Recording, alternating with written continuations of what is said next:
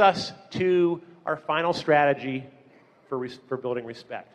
And this one is near and dear to my heart. In fact, it's a subject that probably since around 2002, 2003 has become a critical part of all of our corporate education that we do with companies as large as DuPont or as small as a local credit union. And it has to do with the subject of self-esteem. Okay?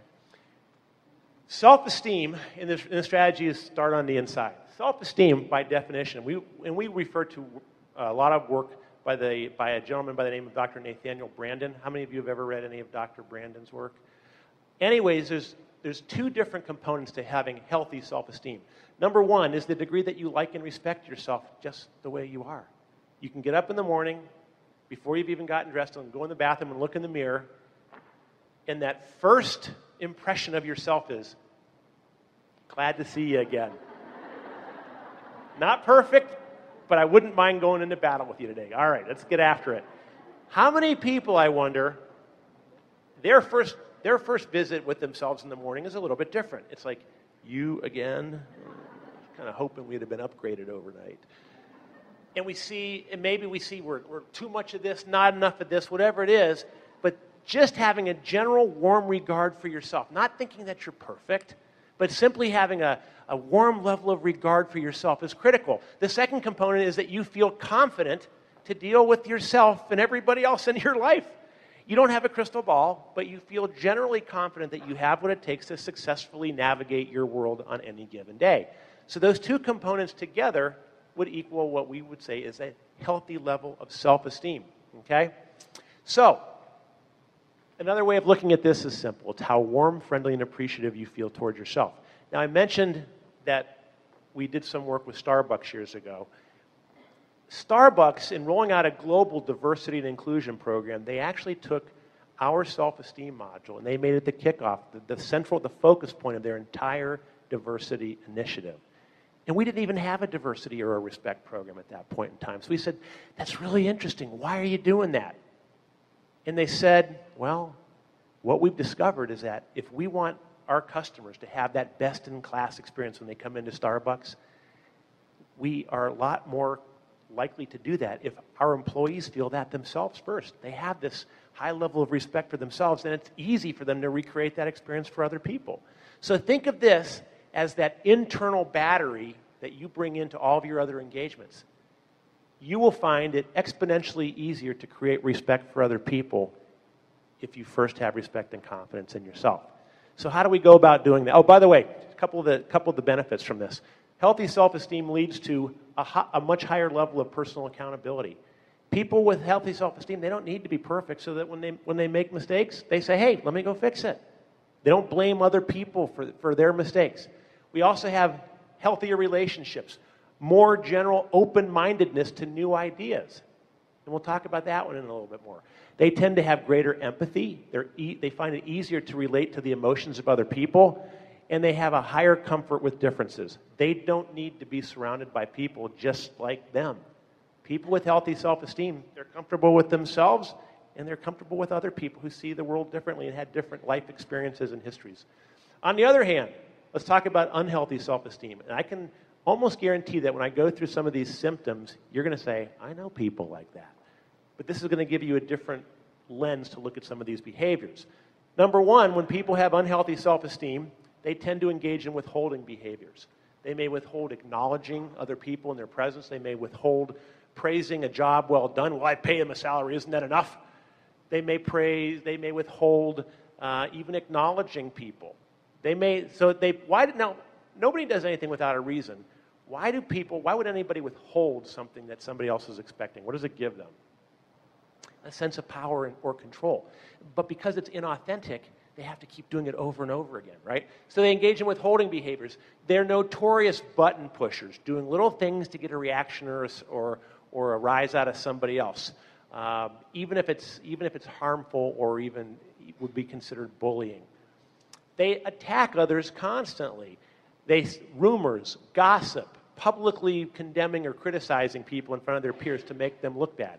Again, the same rationale. Their distorted thinking is that if I can make somebody else look worse, it makes me look better. It's a very, very twisted way of thinking about things. Stuck thinking. People who refuse to look at, hey, this is the way we've done things since 1972, and if it ain't broke, don't fix it. Okay? People with lower self-esteem tend to be much less prone to try something new because they're afraid of not doing it well in front of other people, especially. By the way, I have a great insight for this. We wouldn't worry nearly so much about what other people thought of us if we realized how seldom they did. Think about that one for a little bit. And then finally, they tend to leave themselves open to very unhealthy competition. They're always measuring what they do against other people, constantly. If somebody else has a great day, they have a bad day because they're always measuring their performance based on how somebody else does. That's kind of a tragic way to go through life if you think about it. Why would you want your own sense of worth and value to be determined by how well other people are doing around you? Right? So, what can we do? And then, oh, by the way, they make a lot of excuses. When they do behave inappropriately and they do those other things, they make excuses why it was okay to do those things. How many of you know people like that? They're pretty common. Now, so what can we do? And we're going to wrap up on this note. 7 steps for very quickly building healthy self-esteem. And these are all, to a degree, they're habits of thinking more than anything else. So I want you to think about how you might personally apply these. By the way, I hope you're not taking copious notes, because what we're going to do is we're going to make the PDF version of all these slides available to anybody who would like them afterwards. Number 1, recognize your own worthiness. Find out and take an honest inventory of yourself. What makes you so special and unique? And I don't mean that in an arrogant sort of way, but really, what is your unique value proposition to the rest of the world? Number 2, learn to compete only with your own best self. I like to think of people as icebergs, each one being completely different in shape, and 90% of other people's icebergs, which we will never get to see because it lies below the surface of the water. Learn to do and compete with your own best self on any given day. And if you do that, by the way, what is your productivity curve likely going to look like over time? Like this, right? Now, we all have our bad days. It's not always linear, but over time it gets much, much better. Number 3, be forgiving of your own mistakes. How many of you today have mistakes that you've made 5 years ago that you can still relive in full technicolor, gory detail in your brains? And you say, I can't believe I did that. Wow. Does it make you feel better when you do that? Do you feel even more energized and competent? No. In fact, you know what you're doing when you do that? You're just practicing to do the exact same thing again. So when you do make a mistake, give yourself a little bit of forgiveness for it. Recognize that we're not human beings as much as we are human becomings. We make sense and we act every day on the information that is available to us at that point in time. And if new information comes in that says, what, you shouldn't have done that, well, okay. So you go back and you say, I'll do it differently the next time. As long as we do this, we always hold ourselves 100% accountable for everything that we do. If I do make a mistake, I'm going to be the one to go fix it. I'm not going to wait for somebody else to find it. I'm going to be accountable for fixing my own mistakes. Number 5, learn from your mistakes. Figure out what the heck I'm going to do differently the next time so that I have a little bit better outcomes. Number 6, embrace the journey of life. And number 7, probably the most important, leverage the power of praise. How many of you get far, far too much praise and recognition for the work that you do every day? Come on, every time your pager goes off or your phone vibrates, you're thinking, here it comes, another attaboy, let's get it over with. Oh yeah, this one's from Mike, 3rd one today. All right.